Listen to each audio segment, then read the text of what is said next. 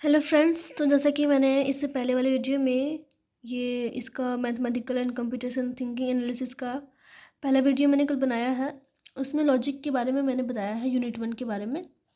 अगर वो आप देखना चाहते हैं तो जाके देख सकते हैं, ये सर्च करके लॉजिक बाय रूमी अयाज करके सर्च कर सकते हैं, unit 1 logic bye Rumi Ayaz. ठीक है, उसमें मैंने बता दिया था। उसके बाद वहाँ पर से हम लोगों ने देखा था कि स्टेटमेंट जो होते हैं वो 3 टाइप्स के होते हैं। ठीक है, पहला जो था वो टोटोलॉजी था, दूसरा फॉलेसी जिसे कॉन्ट्रडिक्शन भी बोलते हैं, और जो थर्ड था वो था कॉन्टीजेंसी। ठीक है, तो उसके अगर आप को अच्छे से समझना है तो आप पिछले वाले वीडियो को देख के आइए तो अच्छे समझ में आएगा।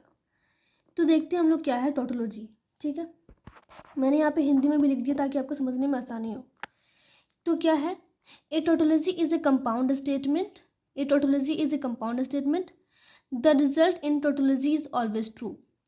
आपको बस भयानक भयानक वर्ड देख के डरना नहीं है, बस समझना है टोटोलॉजी क्या है। ये कंपाउंड स्टेटमेंट होता है और जो रिजल्ट होता है टोटोलॉजी में वो हमेशा ट्रू होता है। ठीक है, टा से टोटोलॉजी और टा से ट्रू याद रखिएगा कि टोटोलॉजी में जो सारे रिजल्ट होते हैं वो हमेशा ट्रू होते हैं, बस इतना ही याद रखना है। टोटोलॉजी में जो रिजल्ट होता है सारा वो ट्रू होता है, बस इतना ही बात। तो जब सब ट्रू होता है तो टोटोलॉजी कहलाता है, बस वही उसी को मैंने हिंदी में अब लिख दिया। जब सब ट्रू होता है तो टोटोलॉजी कहलाता है। उसके बाद फॉलेसी क्या है, जैसे कि अगर सारे स्टेटमेंट अगर ट्रू है तो टोटोलॉजी कहलाएंगे, है ना।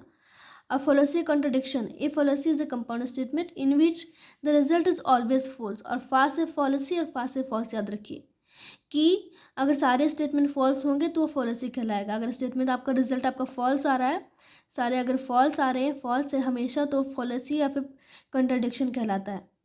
इस फॉलेसी के अंदर हमेशा जो है ना रिजल्ट हमेशा फॉल्स आता है, और टोटोलॉजी के अंदर हमेशा रिजल्ट ट्रू आता है, इसके अंदर हमेशा फॉल्स आता है।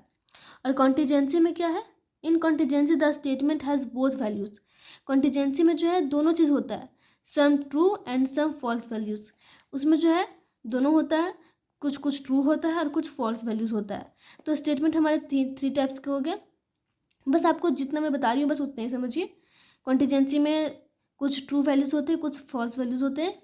फेलेसी में सारे रिजल्ट फॉल्स होते हैं, और जो है टोटोलॉजी में सारे रिजल्ट ट्रू होते हैं। ठीक है, ये आपका हो गया टाइप्स ऑफ स्टेटमेंट। ठीक है ना, इसके बाद हम लोग देखेंगे कनेक्टिव्स। ठीक है, चलिए देखते हैं। तो फ्रेंड्स, मैंने बताया था कि स्टेटमेंट में कभी कभी कंपाउंड स्टेटमेंट भी आते हैं।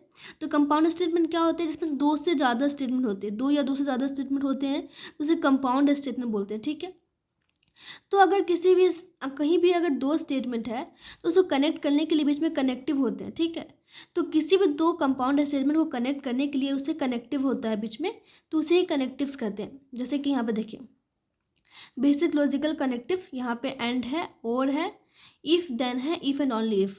ये चार कनेक्टिव्स है जो कंपाउंड स्टेटमेंट को कनेक्ट करते हैं। ठीक है, एंड को पहचानने का ये सिंबल है उल्टा वी। ठीक है, एंड को पहचानने का उल्टा वी, और को ये सीधा भी, इफ़ देन को सिंगल इम्प्लाइज, और इफ़ एंड ओनली इफ को डबल इम्प्लाइज, दोनों तरफ से एरो हो जाएगा। ठीक है, ये सबका सिंबल है। अरे इसको कंजक्शन भी बोलते हैं और को डिसजंक्शन भी बोलते हैं। इफ़ देन को कंडीशनल स्टेटमेंट या फिर इम्प्लीकेशन बोल सकते हैं, और इफ़ एंड ओनली इफ को बाय कंडीशनल स्टेटमेंट या फिर डबल इम्प्लीकेशन बोल सकते हैं। ठीक है, यही हमारे कनेक्टिव्स है जो हमारे दो कंपाउंड स्टेटमेंट को कनेक्ट करते हैं बीच में। जैसे कि देखिए, सीता अच्छी है और सुंदर है ना। तो सीता अच्छी भी है, सीता सुंदर भी है, तो दोनों को बीच में कनेक्ट कौन कर रहा है, और, तो वही हो जाता है। उसी तरह से ये कनेक्टिव से, ठीक है, वहाँ पे हम लोग हिंदी में और यूज़ करते हैं, लेकिन मैथ में तो और यूज़ नहीं कर सकते, तो वहाँ पे हमें ये यूज़ करना होगा। ठीक है, एंड का सिंबल यूज़ करना होगा ये। ठीक है, आगे हम लोग इसको और अच्छे से समझेंगे। ये हमारा कनेक्टिव्स हो गया। इसके बाद हम लोग देखते हैं ट्रूथ टेबल। ठीक है, अब ये ट्रूथ टेबल देख के आपको ऐसे डरना नहीं है, एकदम आसानी से समझना है। ठीक है, एकदम डरिए मत। ट्रूथ टेबल मतलब होता है किसी भी स्टेटमेंट का ना रिजल्ट को दिखाता है कि वो ट्रू है या फॉल्स है। ठीक है, तो हम लोग हर एक का एक करके देखेंगे। तो पहले हम लोग एंड का देखते हैं। एंड का सिंबल ये है, एंड को कंजक्शन बोलते हैं। ठीक है, मैंने बताया नहीं शुरू में, लेकिन स्टेटमेंट को ना हम लोग किसी भी अल्फ़ाबेटा से रिप्रेजेंट कर सकते हैं। अगर कोई भी स्टेटमेंट है तो उतना बड़ा स्टेटमेंट बोलने की ज़रूरत नहीं है, बोल देंगे ये स्टेटमेंट का नाम पी है। जैसे कि यहाँ पे मैंने लिखा है कि P, Ram is rich. Ram is rich का हमने सिंपल सा पी इसको ले लिया कि पी एक स्टेटमेंट है जिसमें है राम इज रिच, और एक क्यू स्टेटमेंट है जिसमें राम इज़ ऑनेस्ट है। ठीक है, तो आपको सिंपल ये समझना है कि एंड में क्या होता है, ट्रूथ टेबल जो होता है वो एंड का क्या होता है। तो ये एक ठो जो मैंने लिखा है ना यहाँ पे, एक सेंटेंस जो हिंदी में लिखा है, इसको बस आप याद करिए, आपको ट्रूथ टेबल हमेशा याद हो जाएगा। ठीक है, हमेशा ही याद रहेगा, आपको बस ये एकदम याद कर लेना है सारे ट्रूथ टेबल का। तो एंड में क्या होगा कि एक भी स्टेटमेंट फॉल्स तो फॉल्स हो जाएगा, एक भी स्टेटमेंट फॉल्स तो फॉल्स हो जाएगा, एंड में एक भी स्टेटमेंट फॉल्स तो फॉल्स हो जाएगा। तो देखिए यहाँ पे हमने दो स्टेटमेंट लिया है, पी और क्यू। तो ये पी और क्यू में पी तो कभी कभी ट्रू हो सकता है, कभी कभी फॉल्स हो सकता है, और क्यू भी कभी कभी ट्रू हो सकता है, कभी कभी फॉल्स हो सकता है। तो टोटल मिला के कितने 4 रिजल्ट हो रहे हैं कि नहीं। पी जो है वो 2 रिजल्ट हो सकता है ट्रू फॉल्स, और क्यू भी जो है वो 2 रिजल्ट हो सकता है ट्रू फॉल्स।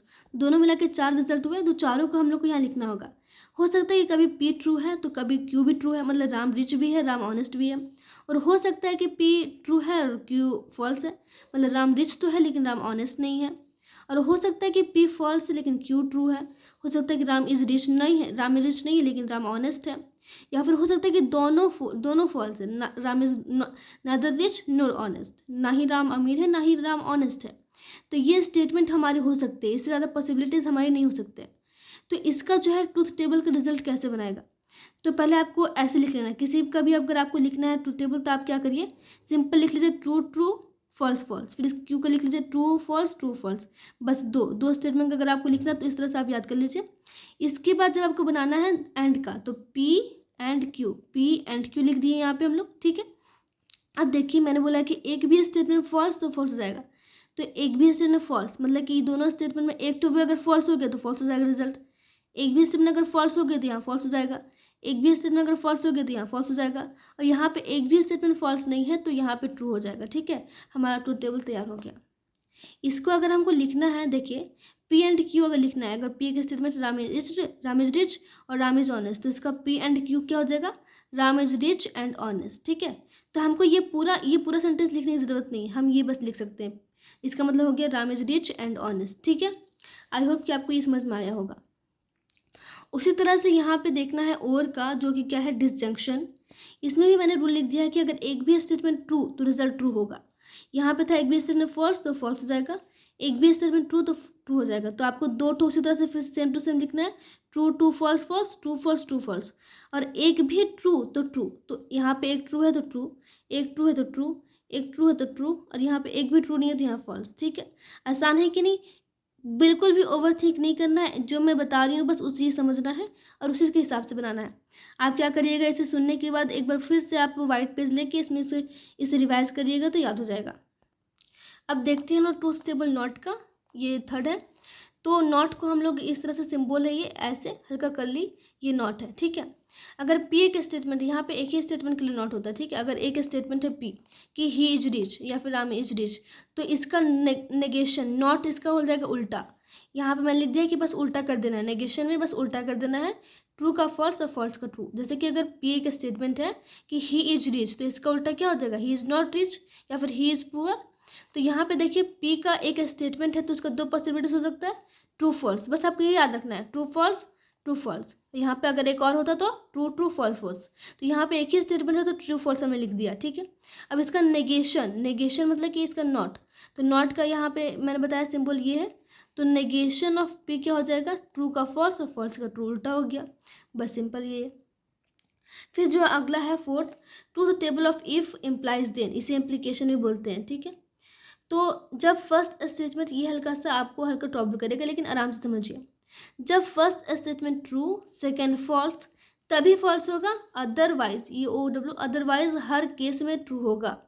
इसका याद करने का क्या है रूल, इसका क्या है, फर्स्ट स्टेटमेंट अगर ट्रू सेकेंड अगर फॉल्स, फर्स्ट अगर ट्रू सेकेंड अगर फॉल्स तभी फॉल्स होगा, मतलब कि TF अगर होगा तभी फॉल्स होगा, वरना हर केस में ट्रू होगा। बस यही है इसका इफ इम्प्लाइज देन का, यही रूल है आपका कि फर्स्ट आपका ट्रू होना चाहिए, सेकंड आपका फॉल्स होना चाहिए, तभी फॉल्स होगा, अदरवाइज सारा आपका ट्रू होगा।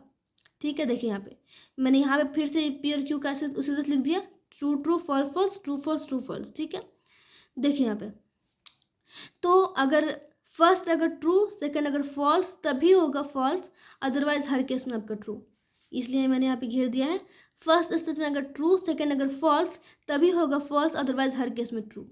तो फर्स्ट हमने ढूंढा कि फर्स्ट स्टेटमेंट में ट्रू और सेकंड में फॉल्स, किस में, बस इसमें ये केस बन रहा तभी फॉल्स होगा, बाकी सारे केस में क्या हो जाएगा, आपका ट्रू हो जाएगा। बस आपको क्या करना है, बस याद करना है। अभी मेरे साथ याद करिए, फर्स्ट स्टेटमेंट ट्रू, सेकंड अगर false, first true second false, first true second false, first true second false, तभी फॉल्स, वरना हमेशा ट्रू होगा। ठीक है, आई होप कि आपको समझ में आया होगा। इसके बाद है truth table of if and only if. ठीक है, इसे डबल इम्प्लाइज बोल सकते हैं, डबल इम्प्लीकेशन भी बोल सकते हैं।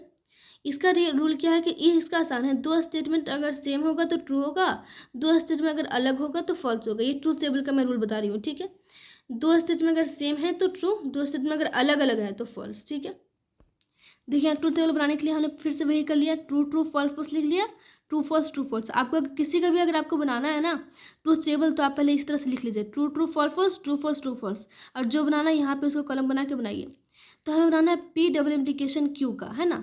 तो मैंने बताया था कि अगर सेम सेम होगा तो ट्रू और अलग अलग है तो फॉल्स। तो सेम सेम होगा ट्रू, सेम सेम है तो ट्रू, और अलग अलग है तो फॉल्स। ये आपका ट्रूथ टेबल तैयार हो गया। ठीक है, और लास्ट टॉपिक जो है फ्रेंड्स हम लोगों का वो है क्वांटिफायर्स। तो क्वांटिफायर्स एक तरह का सिंबल होता है। ठीक है, मैथमेटिक्स में हमारे कुछ कुछ सिंबल यूज होते हैं, तो बस उसी को क्वांटिफायर में रखा गया। It is a type of symbol, there are two types of quantifiers. यहाँ पे दो टाइप ऑफ क्वांटिफायर के, एक यूनिवर्सल क्वांटिफायर्स, इसमें है इट इज़ रिटन एज, इस तरह से ये इसका सिंबल है। क्वांटिफायर दो तरह के होते हैं, एक ये होता है, एक और है। तो जो इसका नाम है यूनिवर्सल क्वांटिफायर, क्या नाम है, यूनिवर्सल क्वांटिफायर, और इसको ये इसका सिंबल है उल्टा ए, और इसका मतलब होता है फॉर ऑल। इसका क्या मतलब होता है, फॉर ऑल। अगर आपको फॉर ऑल लिखना है तो ये तो मैथ है, तो हम फॉर ऑल नहीं लिख सकते हैं। ठीक है, क्योंकि वो इंग्लिश हो गया। तो फॉर ऑल के लिए हम ये सिंबल लिख सकते हैं। ठीक है, बस यही है आपका सिंबल। और दूसरा जो है एग्जिस्टेंशियल क्वांटिफायर, ये एक्स है, एग्जिस्टेंशियल क्वांटिफायर। तो इट इज़ रिटन एज, ये उल्टा ई लिखते हैं इसको, और which may be read as only if. इसको अगर ओनली इफ़ देयर एग्जिस्ट और देयर इज़ अगर लिखना है तो इसको हम लोग इस तरह से लिख सकते हैं, उल्टा ही करके। ठीक है, इसका मतलब होता है only if there exist there is, और कुछ भी और भी होता है, देयर सम वगैरह वगैरह। तो फॉर ऑल के लिए उल्टा एफ, उल्टा ए, सॉरी, फॉर ऑल के लिए उल्टा ए, और ओनली इफ़ सिर्फ थोड़ा सा, देयर इज़ देयर एग्जिस्ट के लिए उल्टा ई। बस ये दो तरह का आपको सिंबल पढ़ना है। तो दो तरह क्वांटिफायर हो गया। ये आपका जो है फर्स्ट जो है यूनिट लॉजिक, ये आपका कंप्लीट हो गया है। इस पर मैं एक और वीडियो बनाऊंगी जिसमें मैं क्वेश्चन करवाऊंगी कि कैसे कैसे क्वेश्चन आ सकते हैं। ठीक है, अगर आपको पहला वाला इसका वीडियो देखना है तो आप जाके देख सकते हैं, CC5 unit 1 logic bye Rumi Ayaz करके। ठीक है, अगर आपको इसमें कोई भी डाउट है तो मुझसे ज़रूर पूछ लीजिए। Thank you.